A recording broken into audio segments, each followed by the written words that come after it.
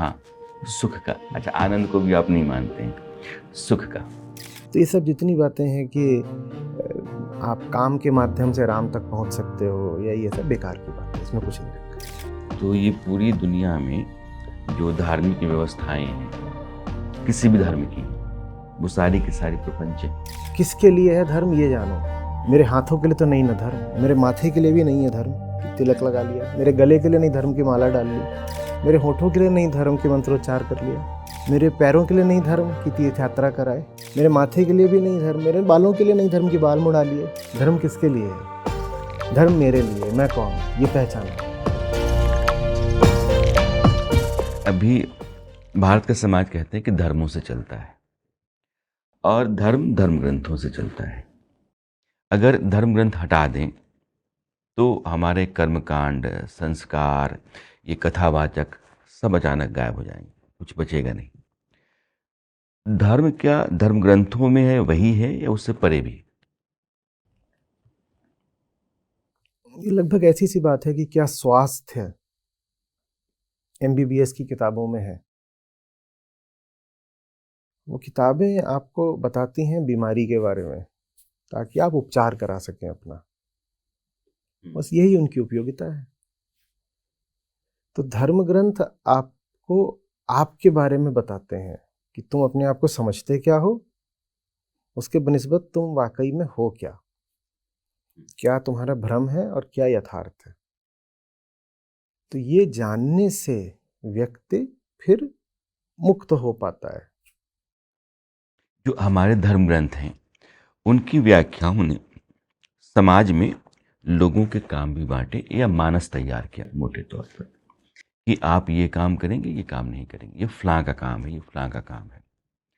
वह मानस जो है वो कहीं ना कहीं भारत के समाज को डिफेंसिव बनाया कि हम पीड़ा सहेंगे, कष्ट सहेंगे, क्योंकि मेरी नियति है, और जब कभी भी मुझे इससे बाहर निकलना होगा तो वो है ना, तो वो है ना, उसने सहने के लिए आदमी के भीतर एक मानस तैयार कर दिया कि तुम सहो। क्या धर्म ग्रंथों की व्याख्याओं ने भी भारतीय समाज का नुकसान किया? नहीं, ये जो समाज में कौन क्या काम करेगा और ये वाली जो बातें हैं, ये धर्म के अंतर्गत आती ही नहीं है। ये नहीं धर्म है। इसलिए मैं जानना चाहता हूँ धर्म क्या? धर्म, जैसे आपने तो बात करी थी ना, व्यक्ति व्यवस्था नेता। धर्म पूर्णतया व्यक्तिगत होता है, पूर्णतया व्यक्तिगत होता है। तो इसीलिए सनातन धर्म के ग्रंथ केवल श्रुति ग्रंथ हैं। श्रुति ग्रंथ में आपके आ गए वेद, उपनिषद, जो कि वेदों का ही हिस्सा है, और जो वेदांत की प्रस्थान त्रयी है, ये श्रुति कहलाती है। मोटे तौर पे उपनिषदों को ही श्रुति बोला जाता है, मोटे तौर पर। मात्र वही धर्म ग्रंथ है, बाकी तो सब सामाजिक ग्रंथ है। समाज कैसे चलेगा? राजा के अधिकार क्या है? किसी ने चोरी कर ली तो उसको कितने कोड़े मारने हैं? ब्राह्मण की पत्नी या बेटी पर कोई कुदृष्टि डाल रहा है तो उसका क्या दंड है? ये इसका धर्म से क्या संबंध है? ये तो राज्य व्यवस्था है, ये तो एडमिनिस्ट्रेटिव मैटर्स हैं। धर्म नहीं है। व्यक्ति मंदिरों में जाता है, व्यक्ति कर्मकांड करता है, एक संस्कार में बंधा हुआ है जन्म से लेकर के मृत्यु तक, और वो मानता है कि वो धर्म का पालन कर रहा है। बेकार। तो फिर तो अधार्मिक होना है। वो अधार्मिक होना नहीं, ये तो रीति रिवाज, मान्यता, परंपरा, प्रथा, ये थोड़ी धर्म होता है। स्वयं को पहचानना और अपने ही झूठ से आज़ाद हो जाना, यही धर्म है। मैं बार बार जोर देकर दिया करता हूँ कि आत्मज्ञान के अलावा कुछ धर्म होता नहीं, और आत्म अवलोकन उसका एकमात्र रास्ता है। तो धर्म और अध्यात्म में क्या अंतर है? अध्यात्म माने स्वयं को जानना, उसमें आत्म आ जाता है। आत्म, अध से आशय है और ज्यादा, आत्म, स्वयं को पूरा जानना, स्वयं को और ज्यादा माने स्वयं को पूरी तरह जानना। मूल भूल ये नहीं है कि आप समाज में कैसे जी रहे होती है, ये नहीं है इंसान ने मूल गलती कर दी कि अंतर्राष्ट्रीय संबंध कैसे हैं, ये हमारी भूल हो गई, या कुछ भी और हम दुनिया जहान में कर रहे हैं वहां गलती हो गई। वो नहीं मूल गलती है। मूल गलती ये होती है कि हम जानते ही नहीं कि हम हैं कौन। तो स्वयं को जानना ही धर्म है, आत्मज्ञान ही एकमात्र धर्म है, बाकी सब प्रपंच है। तो ये पूरी दुनिया में जो धार्मिक व्यवस्थाएं हैं, किसी भी धर्म की हैं, वो सारी की सारी प्रपंच है। वो व्यवस्था जिस हद तक आपको आत्मज्ञान की ओर प्रेरित कर रही है सार्थक है, जिस हद तक अब वो बस रीति रिवाज कर्मकांड का एक प्राणहीन पुतला बनकर रह गई है, प्रपंच ही है। सुख क्या है? वो सब कुछ जो प्रकृति चाहती है कि आप भोगें ताकि प्रकृति का कार्यक्रम चलता रहे। या तो प्रकृति चाहती है, दो हम पे ताकतें काम करती हैं, एक शारीरिक एक सामाजिक। या तो प्रकृति चाहती है या फिर समाज चाहता है, उसे सुख बोलते हैं। जैसे देह की अपनी प्रकृति है, संभोग में आनंद का चरम आदमी अनुभूत कर, सुख का, हाँ सुख का, अच्छा आनंद को भी आप नहीं मानते हैं, सुख का जो चरम की स्थिति होती है उसमें व्यक्ति कुछ सोचता नहीं है, विचार शून्य होता है, उसका स्थायित्व भी क्या परमानंद नहीं है? गुस्सा कर लीजिए खूब, उसमें भी सोच गायब हो जाती है। एकदम भड़क जाइए, देखिए कि विचार शून्य हो जाएंगे, भड़क के देखिए। तो अगर काम वासना आपको समाधि तक ले जा सकती है तो फिर क्रोध भी ले जा सकता है। अरे भाई, विचार शून्य होने भर से थोड़ी चैतन्य हो जाता कोई। विचार शून्य तो ये लकड़ी भी है, विचार शून्य तो ज्यादातर लोग होते हैं। क्रोधित आदमी भी विचार शून्य है, सोया आदमी भी विचार शून्य है, कामुक आदमी भी विचार शून्य है। ये विचार शून्यता किसी काम की नहीं होती। विचारों का अवलोकन करके विचारों की यांत्रिकता को देख लेना विचार शून्यता है। तो ये सब जितनी बातें हैं कि आप काम के माध्यम से राम तक पहुंच सकते हो, या ये सब बेकार की बात है, इसमें कुछ नहीं रखा। ये अभी आपने कहा कि वो सुख है, आनंद नहीं है, तो सुख और आनंद इन दोनों का अंतर क्या है? सुख प्राकृतिक सामाजिक होता है, आनंद में बोध है, चेतना है। आनंद का मतलब है सुख दुख दोनों से निपट लिए। अच्छा, आनंद का मतलब है अब सुख की जरूरत ही नहीं रही। सुख एक प्यास है, जितना मिलेगा कम लगेगा। सुख एक डर है, जब मिलेगा तो घबराओगे कि अब कहीं दुख ना आ जाए, चिंतित हो जाओगे कि सुख मिल तो गया, छिन न जाए। ये सुख है। आनंद कहता है सुख आए दुख आए में कोई फर्क ही नहीं पड़ता, ये आनंद है। सुख निश्चित रूप से दुख देकर जाएगा, आनंद का कोई विपरीत नहीं होता। आनंद माने आनंद, सुख हो दुख हो कुछ ना हो, आनंद है। अभी आपने डर का उल्लेख किया, मैंने कई बार महसूस किया कि डर जो है वो व्यक्ति को उसकी सही दिशा पर रखता है, उसको गलत करने से रोकता है। और डर का भाव जो है वो कुछ अर्जित है जिसके खो जाने का भी होता है। डर के कई कई रूप मैंने देखे, ये सब डर हैं या फिर डर कुछ और भी होता है? देखिए, मूलतः तो डर प्राकृतिक ही होता है। छोटा बच्चा पैदा होता है, आप उसे भी डरा सकते हो, और डर इसलिए होता है ताकि प्रकृति का चक्र चलता रहे। डर बिल्कुल वैसा ही है जैसे काम वासना या क्रोध या भूख या प्यास या आकर्षण। डर बिल्कुल वैसा ही है। और डर के लिए अनुभव चाहिए, स्मृति चाहिए, मोह चाहिए। एक छोटा बच्चा भी जानवर का जंगल में पैदा होता है, सिंह को देख लेगा तो डर जाएगा।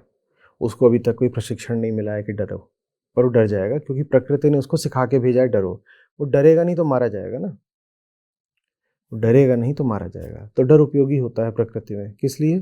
हमारे शारीरिक संरक्षण के लिए डर उपयोगी होता है। तो प्रकृति हमें एक डर देती है जो शरीर को बचाने का काम आता है। वो डर सब जानवरों में पाया जाता है। अब जानवर को डंडा दिखाओ, वो डर के भागता है।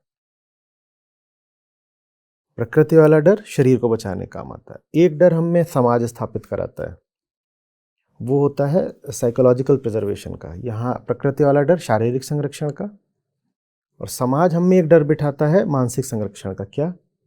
मैं समाज हूँ, मैंने आपको इज्जत दी है, तो आप मेरे बताए हुए मर्यादित रास्ते पे चलना, नहीं तो इज्जत वापस ले लूँगा। ये मानसिक डर है, साइकोलॉजिकल फियर। मैं समाज हूँ, मैं आपको इज्जत देता हूँ, जैसा मैंने कहा उसी मर्यादा उसी अनुशासन पे चलना, नियम कायदे हैं, उस पर नहीं चलोगे तो इज्जत खींच लूँगा। ये साइकोलॉजिकल फियर है। और फिर एक उच्चतम डर होता है। तो संतों ने कहा है ना कि भय पारस है जीव को, निर्भय होए न कोय। तो वो सबसे ऊंचा डर होता है। वो डर ये होता है कि जो मेरी हालत है मैंने देख ली, और मैं किस स्तर का, किस श्रेणी का आदमी हूँ मुझे ये भी पता है, और मैं जिस तरीके से जी रहा हूँ मुझे डर है कि जीवन व्यर्थ न चला जाए। वो राम का डर होता है, वो जीवन की व्यर्थ चले जाने का डर होता है। तो जो तीसरा डर है मात्र वही वांछित है। एक धर्म विशेष के बारे में कहा जाता है वो रूढ़ है, और जो जीवन शैली है उसी को धर्म मानता है। इसलिए वो विकास की जो रफ्तार रही दुनिया की, उसमें वो शरीक नहीं हो पाया, बहुत पीछे छूट गया। उस इस्लाम को आचार्य प्रशांत कैसे देखते हैं? सुधरना पड़ेगा, बदलना पड़ेगा, रेनेसां चाहिए। धर्मों को भी आत्मबोध चाहिए होता है। एक मेरा प्रश्न होता है कि दुनिया का जितने बड़े आतंकवादी हों, दहशतगर्द हों, वो एक धर्म विशेष के भीतर ही क्यों होते? ये भी थोड़ा एक छवि बन गई है। हालांकि मानता हूँ कि बहुत सारे वहीं से आते हैं। भारत के ही आप पड़ोस में देख लें, अगर म्यांमार में, तो 88% जो हैं वो बौद्ध हैं, 3-4% मुस्लिम हैं। पर बहुत उनको खतरा है कि मुसलमान पता नहीं क्या कर देंगे, और वो हर तरीके की उन्होंने वहाँ पर ज़्यादती है वो करी है। तो वो टेररिज्म के अंतर्गत ही आता है। तो आपकी बात सही है बिल्कुल कि दुनिया में ज़्यादातर जो है इस्लाम की दिशा से आते हैं आतंकवादी, लेकिन सब आतंकवादी वहाँ से आते हैं वैसा नहीं है। अलग अलग दुनिया के हिस्सों में जो अत्याचार हुए, जिसको हम आतंकवाद से भी जोड़ के देख सकते हैं, उनके स्थानीय कारण रहे। वो राजनीतिक भी हैं, सामाजिक भी हैं, लेकिन एक धर्म विशेष के तहत बहुत सारे ऐसे देश रहे जिसमें धर्म के नाम पर ही आतंकवाद पैदा किया गया। मेरा प्रश्न जो है ना वहाँ आता है। वो बात आपकी बिल्कुल सही है, सुधरना पड़ेगा। और देखिए क्या होता है ना, हर धर्म को अपने भीतर से सुधार चाहिए होता है। उसके लिए आवश्यक होता है कि कुछ उसमें सुधारक उभरें जो अपनी जान की बाजी लगा के भी कहें कि भाई ये सब जो चला आ रहा है ठीक नहीं है, इसको आज की रोशनी में देखो। वैसा हम बहुत अच्छे से जानते हैं, मार्टिन लूथर किंग का नाम हम जानते हैं, जो पूरा प्रोटेस्टेंट मूवमेंट हुआ हम जानते हैं, और रिफॉर्मेशन और रेनेसां का संबंध क्या है वो भी हम जानते हैं। बिना रिफॉर्मेशन के रेनेसां हो नहीं पाता। भारत में पिछले लगभग 200 साल में सामाजिक धार्मिक सुधार की जो पूरी लंबी प्रक्रिया रही है हम उसको भी जानते हैं।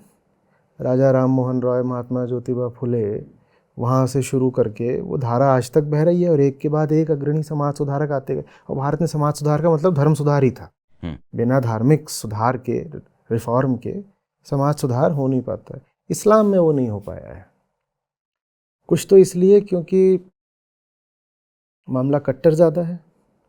कोई समाज सुधारक आए तो उसको जान का खतरा है, और कुछ बात शायद संयोग की हो सकती है इसलिए क्योंकि इस्लाम उम्र के मामले में ईसाइयत से छोटा है, और सनातन धर्म से तो बहुत ही छोटा है। तो ज़रूरत तो निश्चित रूप से है कि कोई आए वहाँ पर और आकर के जो धार्मिक प्रिंसिपल्स हैं उनका समकालीन कंटेम्प्रेरी इंटरप्रिटेशन दे, उसी से सुधार आएगा। इसमें मैं थोड़ा समझाना चाहूँगा। देखिए, कोई भी धर्म ग्रंथ हो ना, उसके कुछ हिस्से समय सापेक्ष होते हैं और कुछ समय निरपेक्ष होते हैं। माने कुछ होते हैं जिनका बस तत्कालीन महत्व होता है कि भाई जिस समय में, जिस समाज में, जिस जगह पर वो बातें बोली गई थी उस समय पर उनकी तत्कालीन कंटेम्प्रेरी उपयोगिता थी। उस समय पर वो समय बीत गया तो आज उनकी नहीं उपयोगिता है। और उसमें कुछ बातें ऐसी होती हैं जो इटर्नल महत्व की होती हैं, शाश्वत अमर होती हैं, कि उनका महत्व तब भी है जब वो बातें उच्चारित हुई थी, और उनका महत्व 10,000 साल बाद भी रहेगा। वो भेद करना बहुत ज़रूरी होता है कि कौन सी बात है जो कि अब पुरानी हो गई है, तिथिभाय हो गई है, अप्रासंगिक हो गई है। उस बात को पकड़ के नहीं बैठना है। उस भेद को लाने वाला तो कोई भीतर से उठा स्कॉलर ही हो सकता है, ज्ञानी ही हो सकता है, जो अपनी जान की परवाह ना करे। और अक्सर जो लोग इस तरीके के सुधार लाने की कोशिश करते हैं, उनको जान से हाथ धोना पड़ता है। जैसे आपने कहा कि हिंदू धर्म में जितने समाज सुधार हुए वो दरअसल धर्म सुधार ही थे। हाँ, इस्लाम में उस तरह के सुधार हो नहीं पाते हैं, ना कोई उस तरह का नायक निकल पाता है, ना वो साहस हो पाता है। कारण क्या है? नहीं, इस्लाम में भी हुआ है, ऐसा नहीं है कि इस्लाम में नहीं हुआ है। अलीगढ़ मुस्लिम यूनिवर्सिटी क्या है? अलीगढ़ मुस्लिम यूनिवर्सिटी इस्लाम में साइंटिफिक टेम्परामेंट लाने का एक प्रयास ही था। ठीक है, हम इकबाल को कई तरीक़ों से याद करते हैं। हम ऐसे भी याद करते हैं कि बहुत अच्छे कवि थे। हम ऐसे भी याद करते हैं कि नहीं, भारत का विभाजन उनके मत्थे है, उन्होंने सिद्धांत पाकिस्तान का दिया था। पर इकबाल एक समाज सुधारक भी थे। वो इस्लाम को साइंटिफिक बनाना चाहते थे, तार्किक, लॉजिकल बनाना चाहते थे। तो ऐसा नहीं है कि इस्लाम में समाज सुधार की कोशिश नहीं हुई है, पर वहाँ मामला ज़रा जटिल रहा है। हो तो वहाँ भी जाएगा, क्योंकि देखिए, विज्ञान और आधुनिकता की ताकत के आगे पुरानी रूढ़ियाँ टिकनी है नहीं, चाहे वो किसी धर्म की हो, इस्लाम की हो, किसी धर्म की हो। तो सुधार तो इस्लाम में भी हो जाएगा, हो भी रहा है। आपने ये कहा कि धर्म में बहुत सारी ऐसी बातें होती हैं जो समय निरपेक्ष होती हैं, सनातन, शाश्वत। ये सनातन और हिंदुत्व, इसको लेकर के बड़ी उलझन सी रहती है। दोनों क्या हैं? सनातन धर्म का मतलब होता है कि एक ही धर्म है जो चिरकालीन है, जो कभी बदल नहीं सकता, जिसके अलावा धर्म की दूसरी परिभाषा नहीं हो सकती। वो धर्म ये है कि किसके लिए है धर्म, ये जानो। मेरे हाथों के लिए तो नहीं ना धर्म, मेरे माथे के लिए भी नहीं है धर्म कि तिलक लगा लिया, मेरे गले के लिए नहीं धर्म की माला डाल ली, मेरे होठों के लिए नहीं धर्म के मंत्रोच्चार कर लिया, मेरे पैरों के लिए नहीं धर्म की तीर्थ यात्रा कराए, है ना। मेरे माथे के लिए भी नहीं धर्म, मेरे बालों के लिए नहीं धर्म के बाल मुड़ा लिए। धर्म किसके लिए है? धर्म मेरे लिए। मैं कौन हूँ ये पहचानो, ये पहचानो, और जो मैं हूँ, जो जो जिसका होना ही दुख समान है, उसको मुक्ति दो। यही धर्म होता है, यही सनातन धर्म है। सनातन धर्म मात्र इतना ही है, स्वयं को जानना और स्वयं को मुक्ति की ओर ले जाना। देखिए, ये कोई मेरा व्यक्तिगत मत नहीं है। बहुत लोगों को लगता है कि मैं व्यक्तिगत बातें बोल रहा हूँ। धर्म के आधार में दर्शन होता है। आपके षड दर्शन हैं, वो सबके सब, आप उनको जाके देखें, उनका आखिरी बिंदु क्या है? मुक्ति। जो हमारे यहाँ नास्तिक दर्शन भी, उनका भी आखिरी बिंदु क्या है? जैन, बौद्ध, सबका मुक्ति। तो मुक्ति के लिए ही हम पैदा हुए हैं, लेकिन हम हैं कौन ये पता चले तब ना मुक्ति की बात होगी। मैं बंधन में हूँ, अगर मुझे पता ही नहीं तो मैं मुक्ति का प्रयास क्यों करूँगा? तो सनातन धर्म बस यही है, आत्मज्ञान और अपने जीवन को इस तरह चलाना ताकि अपने बंधनों को एक एक करके काटते चलो, और मुक्त हो तो फिर आनंद से जियोगे, और सबके लिए फिर तुम शुभता का कारण बनोगे। ये सनातन धर्म है। हिंदुत्व तो बहुत नई चीज़ है, आप सब अच्छे से जानते हैं। हिंदुत्व एक पॉलिटिकल आइडियोलॉजी है, कल्चरल पॉलिटिकल आइडियोलॉजी है। वो तो उसका तो वो अभी 100 बरस की भी चीज़ नहीं है, या मुश्किल से 100 बरस की चीज़ है। आचार्य प्रशांत के मुताबिक नॉलेज और विजडम, इन दोनों में क्या अंतर है? लोग कहते हैं ये आदमी नॉलेजेबल है लेकिन विजडम नहीं इसके पास।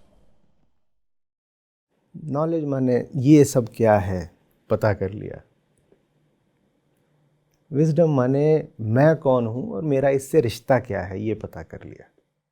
नॉलेज ऐसा है कि जैसे आपको सब कुछ पता है, आप गाड़ी लेके कहीं खड़े हैं, आपको पता है ये रोड कहाँ को जाती है, ये रोड कहाँ को जाती है, ये रोड कहाँ को जाती है, सब पता है। आपके पास जो गाड़ी है आपको उसके बारे में ही पता है, किस मॉडल की है, माइलेज क्या देती है, उसका पूरा डैशबोर्ड पैनल क्या ऑपरेशंस हैं, सब पता है आपको। लेकिन ये नहीं पता है आप कौन हो और आपको जाना कहाँ है। ये नॉलेज है। अपना कुछ पता नहीं, बाकी दुनिया जहान का सब पता है, ये नॉलेज है।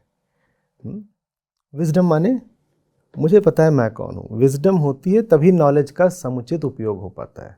बिना विजडम के नॉलेज बहुत प्राणघातक हो जाता है, जैसे आज की दुनिया में हो रहा है। नॉलेज है तो हमने उससे न्यूक्लियर वॉरहेड्स बना दिए, आईसीबीएम बना दिए।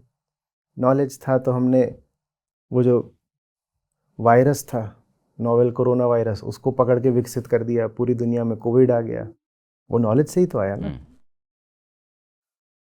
तो विजडम माने आत्मज्ञान और नॉलेज माने मात्र ज्ञान। ठीक है, उपनिषद इसको ऐसे कहते हैं कि जो बाहर का सब ज्ञान होता है उसको अविद्या कहते हैं। अविद्या, बाहरी सूचनाएं, और स्वयं को जानना, आत्मज्ञान, सेल्फ नॉलेज, ये विद्या कहलाता है। और उपनिषद कहते हैं दोनों होने चाहिए। मैं गाड़ी में बैठा हूँ, मुझे अपना तो पता है, पर ये नहीं पता ये सब रास्ते क्या हैं, किधर को जाते हैं, तो भी मैं गाड़ी क्या चलाऊंगा।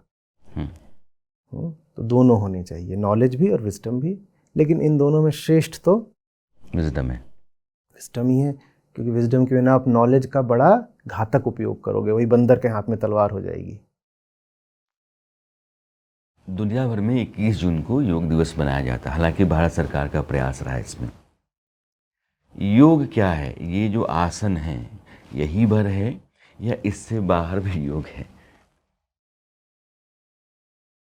ये सवाल पिछली शताब्दी से ही ज़्यादा प्रासंगिक हो गया है। यहाँ तक कि स्वामी विवेकानंद को ये स्पष्ट करना पड़ा, वो राजयोग लेकर आए थे ना अपना, कि भाई ये जो साधारण योग या हठ योग चलता है, मेरा राजयोग वो नहीं है। उन्हें भी कहना पड़ा कि physical exercise without any spiritual dimension, वो कह रहे हैं मैं उसको योग नहीं मानता और मेरा राजयोग भिन्न है। तो ये जो अभी चल रहा है ये खासकर पिछले 100 सालों की उपज है, जब से योग का वेस्टर्नाइजेशन हो गया। तो हठ योग था हमारे यहाँ, लेकिन हठ योग कोई बहुत नई चीज़ नहीं है। हठ योग की शुरुआत तो समझ लीजिए, जो पाली कैनन है उसमें एक जगह बुद्ध बोलते हैं कि अगर मन पर, भूख पर आपको संयम करना हो तो ये अपनी ज़बान ले लो, इसको ऐसे तालू से चिपका लो। और माना जाता है कि जो फिर खिचड़ी मुद्रा है वो वहीं से आगे उसी से विकसित हुई है। वो कहते हैं थे अच्छा, हाँ। ज़बान को तालू से चिपका लो, क्रोध आ रहा होगा या भूख लग रही होगी तो थोड़ा शांत हो जाओगे। तो हठ का मतलब ही होता है जोर लगाना, जैसे ज़बान से आप जोर लगाते हो ना, शरीर से जोर लगाना, हठ, बल, बल, हठ। तो वो पीछे से है, और की एक बौद्ध परंपरा रही है, उसकी एक सनातन परंपरा रही है हिंदू धर्म वाली। फिर नाथ संप्रदाय ने उसको बहुत विकसित किया, हठ योग को नाथ संप्रदाय ने बहुत विकसित किया। और 12वीं शताब्दी के आसपास नाथ संप्रदाय आ गया।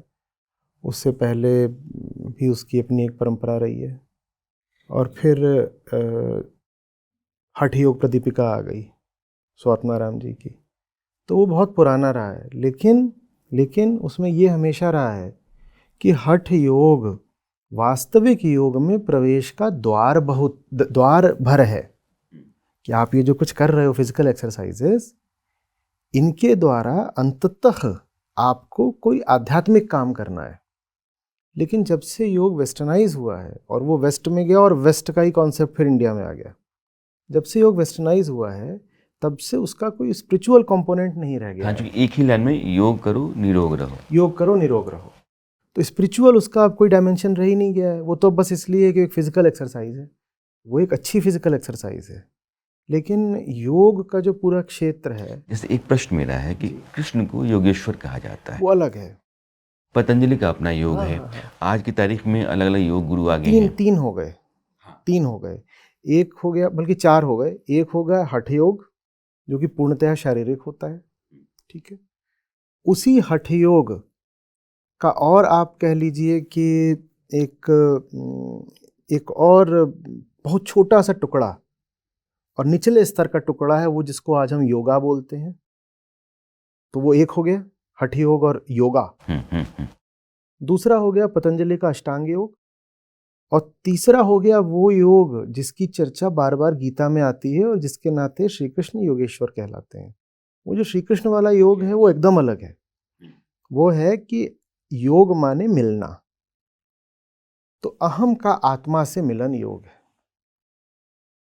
अहम का आत्मा से मिलन या लीन हो जाना योग है। पतंजलि अष्टांग योग में समाधि शिखर है, और श्री कृष्ण का जो योग है जिसकी बार बार गीता में चर्चा आती है, उसमें आत्मस्थ होना शिखर है। मैं आत्मस्थ हो जाऊं। और जो हठ योग है उसमें शिखर यही है कि आप बस फिजिकली फिट हो जाएं।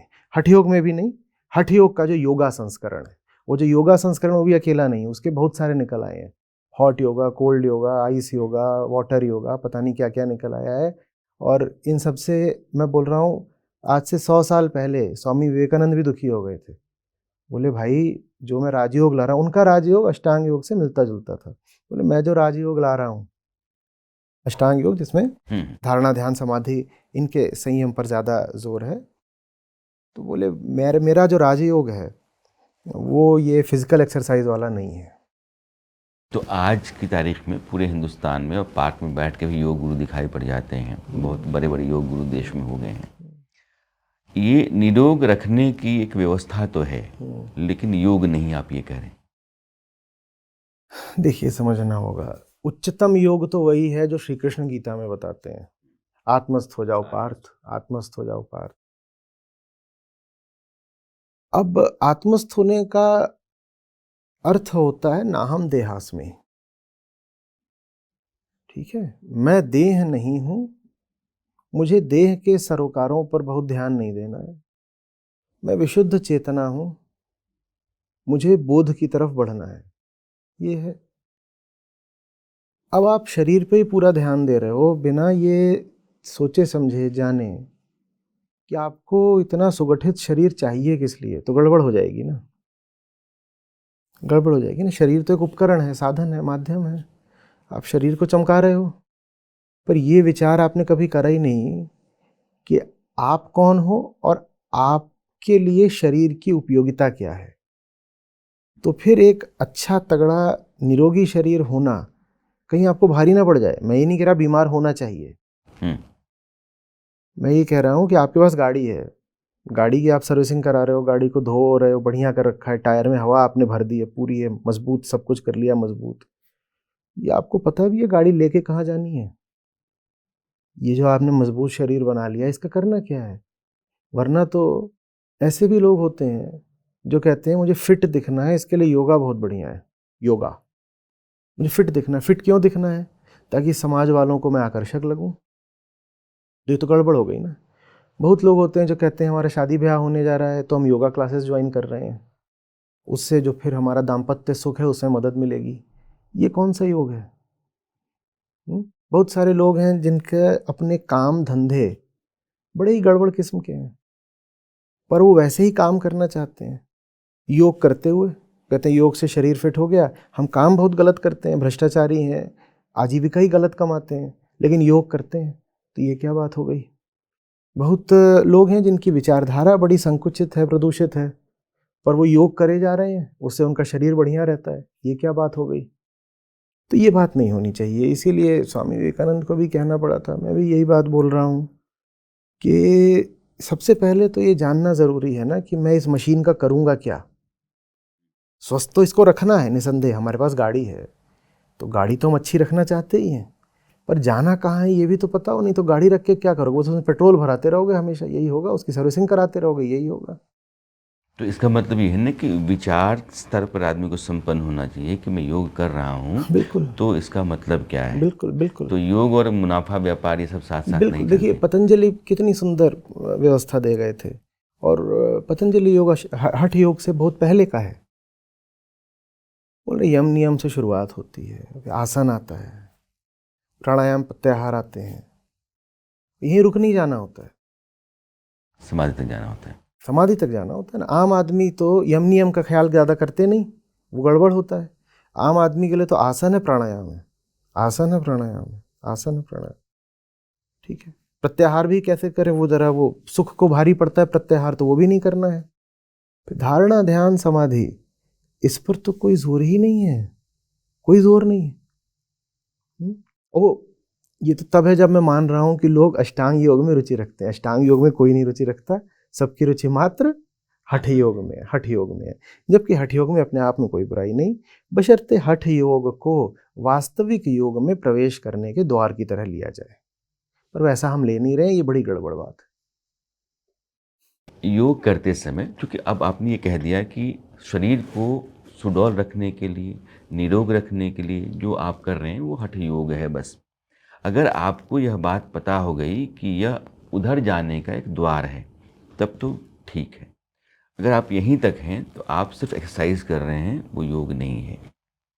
भारत में लेकिन यही सिखाया गया, और ऐसे ही लोगों को हमने योग गुरु माना है। तो क्या योग गुरु हैं? देखिए, भारत में ऐसा नहीं कैसे सिखाया गया। अभी भी अगर जो अच्छे योग गुरु हैं, जो वास्तविक योग गुरु हैं, आमतौर पर जो योग गुरु कहे जाते हैं, जो देखे जाते हैं, आमतौर पर तो कुछ भी चल रहा है ना। कोई कुछ भी अपने आप को, कोई कथावाचक है, कोई योग गुरु है, कोई कुछ है, कोई आचार्य है, कोई स्वामी है, कोई कुछ भी बन गया है। मैं उनकी बात नहीं कर रहा हूँ, मैं उनकी बात कर रहा हूँ जो बिरले हैं, जो वास्तविक हैं। आप उनके पास जाएंगे और आप कहेंगे साहब अष्टांग योग सीखना है, और आप कहेंगे देखिए अष्टांग योग सीखना है लेकिन आसन प्राणायाम से आगे नहीं जाएंगे, तो आपको दरवाज़ा दिखा देंगे। मैं व्यक्तिगत रूप से जानता हूँ ऐसों को, वो बहुत प्रचलित हो नहीं पाते हैं, क्योंकि वो आपको वो चीज़ देंगे ही नहीं जो आप मांगने गए हो। वो आपको असली चीज़ देंगे, असली चीज़ आप चाहते नहीं हो। वास्तविक अगर कोई योगी होगा और उससे आप कहेंगे कि साहब मुझे तो बस हठ योग के माध्यम से शरीर भर बनाना है, तो आपको अपना छात्र स्वीकार ही नहीं करेगा, वो नहीं स्वीकार करेगा। वो कहेगा योग माने योग, योग को अंततः वहाँ पहुँचना है जहाँ श्री कृष्ण उसको ले जाना चाहते थे, कि अहम जो है तुम्हारा वो मिट जाए। आत्मस्थ होना, समाधिस्थ होना, दोनों एक बात है। वहाँ तक पहुँचने की तैयारी हो तो योग में प्रवेश करो, नहीं तो बॉडी बिल्डिंग या फिट बॉडी के लिए योग का इस्तेमाल करना एक तरह से दुरुपयोग है। अभी जितने बड़े नाम हैं जो योग गुरु हैं या कहे जाते हैं, देश भर में प्रचलित हैं, आप जहां आकर के इस चर्चा को रोके हुए हैं, यही मैं यह प्रश्न करने जा रहा हूं। उनके अपने अपने निहितार्थ हैं, वो कारोबारी हो सकते हैं किसी और तरीके से, और उनकी खातिर इसको साथ ले जाया जाता है। इसकी पहचान, इसकी प्रसिद्धि और इसके आधार पर यहाँ का फायदा, यह समानांतर व्यवस्था जो है वो तैयार कर ली गई है। इसको आप क्या कहते हैं?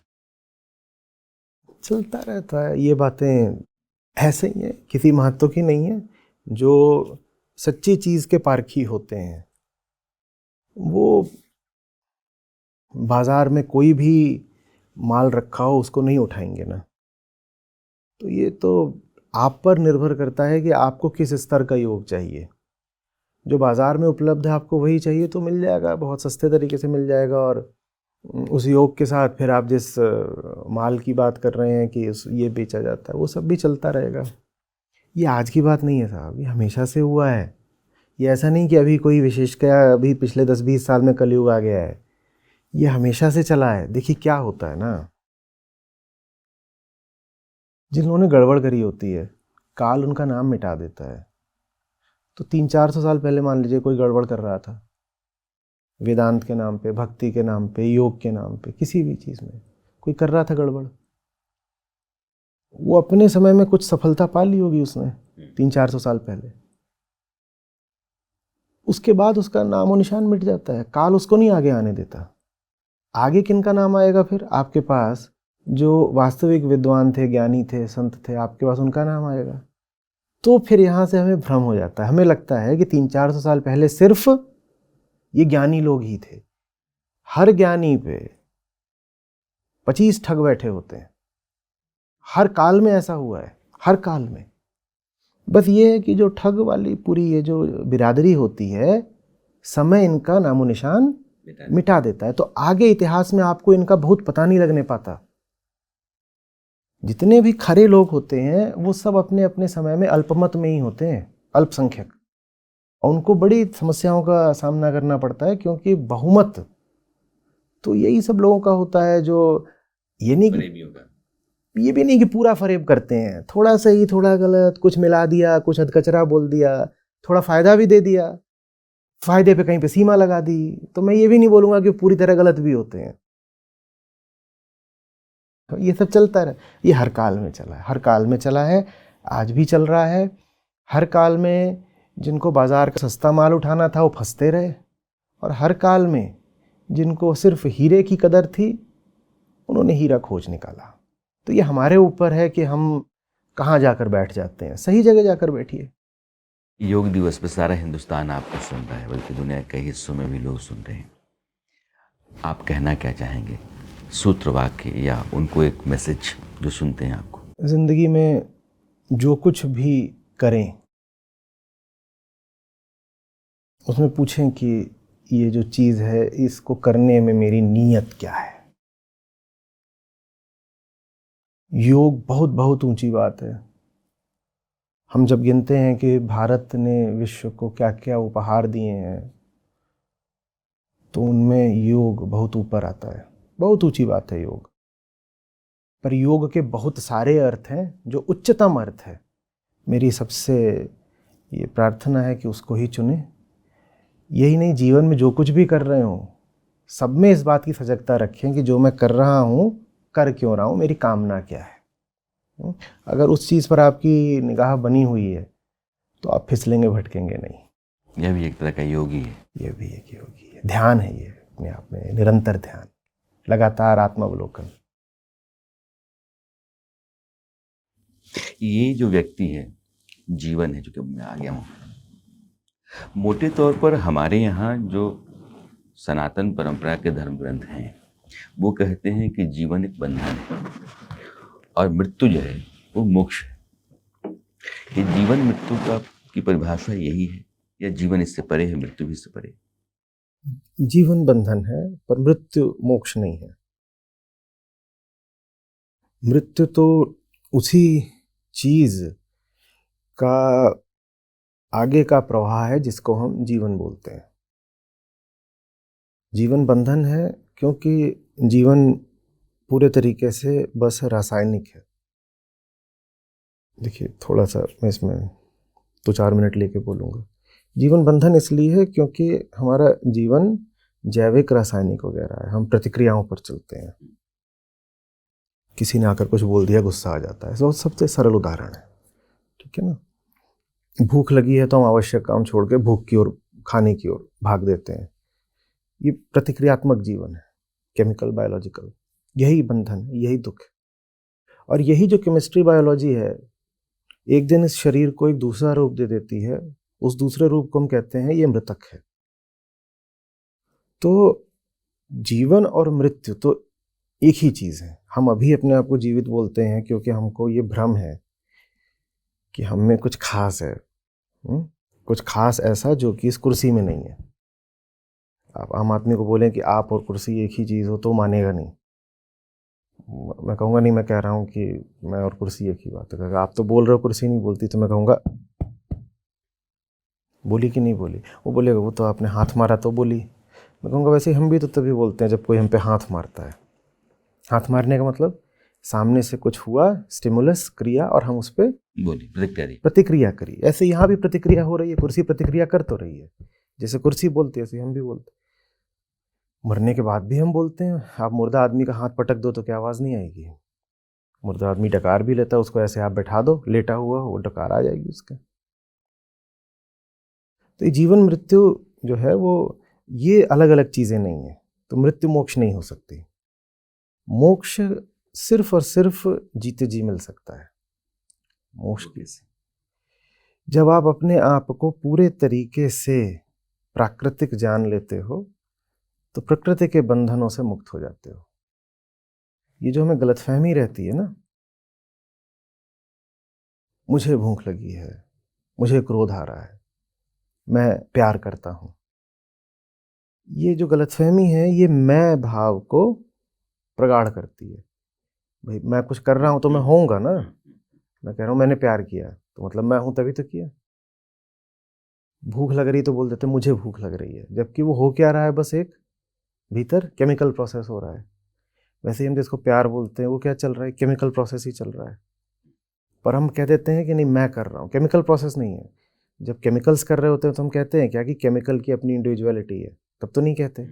पर हमारे भीतर जब वो सब हो रहा होता है तो हम कहते हैं मैं कर रहा हूँ, जबकि हमारे भीतर भी जब हो रहा है तो बिल्कुल वैसे ही हो रहा है जैसे किसी केमिस्ट्री की लैब में होता है। तो यही अहंकार कहलाता है, जो है नहीं पर फालतू में कर्ता बना बैठा है, डूअरशिप। वो सोचता है मैं कर रहा हूँ। तो मुक्ति है ये जान लेना कि तुम कुछ नहीं कर रहे हो, सब ये प्राकृतिक खेल चल रहा है। आप मुक्त हो गए, किससे मुक्त हो गए, मैं भाव से मुक्त हो गए, यही मुक्ति है। To see that all of this is just दो बातें हैं। एक तो आपने कहा कि जीवन जो है बंधन है और जीवन में ही मुक्ति है। यह दोनों एक दूसरे के विरोध में खड़ा हो रहे हैं, लेकिन आपकी बात से थोड़ी बात आगे बढ़ाने की गुंजाइश बनती है। हम बोल रहे हैं, अभी आपसे बात कर रहे हैं, लेकिन मृत्यु के बाद यह बात करने की जो व्यवहार मेरा है समाज के साथ, दुनिया के साथ, वो समाप्त हो जाता है। ये जो व्यक्ति बोल रहा है, इसके चुप हो जाने के बाद क्या यह कुछ और नहीं होता? या ऐसा क्या है कि उसके बाद वो मृतक है और ये जीवित है? जो मृतक है वो अभी भी समाज के साथ व्यवहार कर रहा है। वो जो मृतक है आप उसको छोड़ दीजिए, उसका रूप रंग बदल कैसे जाता है। समाज माने व्यक्ति मनुष्य ही थोड़ी होता है, करोड़ों प्रजातियां हैं ना इस पृथ्वी पर। तो वो जो आपने छोड़ दी लाश, वो पूरी लाश जो है वो बिखर कैसे जाती है, डिसइंटीग्रेट कैसे हो जाती है। और भी तो प्रजातियां हैं वो उनके साथ व्यवहार कर रही है ना, बैक्टीरिया है, ये है, वो है, देखिए उसका अभी भी उनके साथ संपर्क चल रहा है, आदान प्रदान चल रहा है, सब हो रहा है, किसने कह दिया। इसी प्रकार से मैं आपको एक एक्सट्रीम उदाहरण दूंगा जिससे समझने में, आपने कहा अभी हम जिंदा हैं तो हम दोनों बात कर सकते हैं, और इस बात से सिद्ध होता है कि हम चैतन्य हैं, कॉन्शियस हैं, हम मरे नहीं हैं। ठीक, चलिए अब दो लोगों को लड़ते हुए देखिए, बिल्कुल एकदम रक्तम आंखें हैं और खून खराबे की नौबत आ रही है। क्या वो सचमुच किसी भी तरीके से चैतन्य है, वो कुछ भी समझ रहे हैं क्या? या जब गर्मा गर्म बहस होती है तो आप क्या बोल रहे हैं क्या मैं वो सुनूंगा, मैं क्या बोल रहा हूँ क्या आप सुनेंगे? हमारे ही भीतर जो रसायन उबल रहे हैं हम बस उनको दूसरे के ऊपर फेंकते चलेंगे, हम सुनेंगे थोड़ी। तो उसमें कहाँ कुछ आदान प्रदान, कुछ कुछ कहाँ हो रहा है, कोई कोई कन्वर्सेशन थोड़ी हो रहा है। देखिए हम कई बार ना बस रूप से, फॉर्म से धोखा खा जाते हैं। अच्छा ऐसे समझिए, दो लोग हैं, वो बिल्कुल दोनों वासना में लिप्त हैं, ठीक है। इस वक्त उनके बीच जो चल रहा है वो पूरे तरीके से केमिकल बायोलॉजिकल ही तो है ना।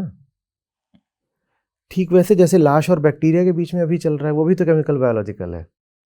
लेकिन महसूस तो व्यक्ति कर रहा है ना। जैसे केमिकल बायोलॉजिकल जो रिएक्शंस हैं, मैंने मान लिया कि मेरी बॉडी के भीतर केमिकल चेंजेस हो रहे हैं और मैं एक समय में आनंद की अनुभूति कर रहा हूँ, लेकिन वो मैं कर रहा हूँ। वो लैब में ऐसा नहीं हो सकता है, लेबोरेटरी नहीं करती है। यह जो अनुभूति व्यक्ति कर रहा है शरीर के भीतर, देह के भीतर, वो कोई तो है। यहाँ लोहा रखा हो, यहाँ चुंबक हो, लोहा अनुभव करेगा कि चुंबक की ओर जाना है, तो कोई है क्या वहां पर? आप यहाँ बैठे हैं, आपकी छवि को ये जो कैमरा है ये अनुभव कर रहा है, तो क्या कोई है वहां पर? पुराने समय में गांव में बड़े बड़े जब ट्रांजिस्टर थे, आए थे बड़े भारी वाले, वो बोलने लगते थे तो ग्रामीण लोग आके उनके पीछे से देखते थे कि इसके अंदर होगा जरूर कोई। सिर्फ इसलिए कि कोई बोल रहा है, इससे ये नहीं साबित हो जाता कि उसके भीतर कोई है। देखिए बोली, इसके भीतर कोई है थोड़ी। जो अनुभोक्ता है ना, वो और अहंकार एक ही चीज होते हैं, दोनों मिथ्या हैं। कोई अनुभोक्ता नहीं होता, जिसको हम कहते हैं द एक्सपीरियंसर। वो एक्सपीरियंसर अपने आप में एक मिथ है। तो ये समूची दुनिया क्या है, जड़ और चेतन क्या है? जड़ और ये चेतन बस तो ऐसे ही है कि केमिकल बायोलॉजिकल रिएक्शन चल रहे हैं और चलता जा रहा है? जड़ और चेतन तो एक ही सिक्के के दो पहलू हैं। और जड़ चेतन एक तरफ, उसको कह दीजिए जड़ हाइफन चेतन, वो एक ही हो गई चीज। जड़ चेतन एक तरफ और सत्य एक तरफ। फिर सत्य क्या है? सत्य यही है जानना कि हम पूरे तरीके से जड़ चेतन हैं और जड़ और चेतन एक ही बात है। यही सत्य है, इसके अलावा और नहीं कोई सत्य है।